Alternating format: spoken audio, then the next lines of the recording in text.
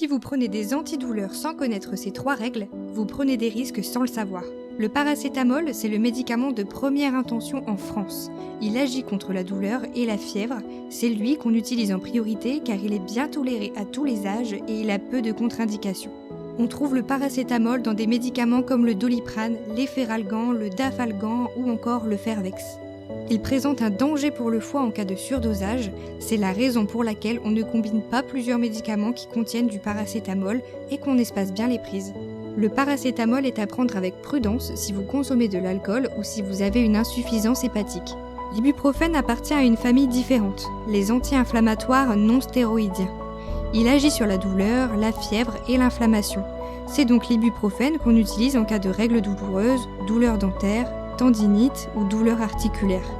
Il est plus agressif que le Doliprane et s'utilise en deuxième intention. On retrouve l'ibuprofène dans des médicaments comme le Nurofen ou encore l'Advil.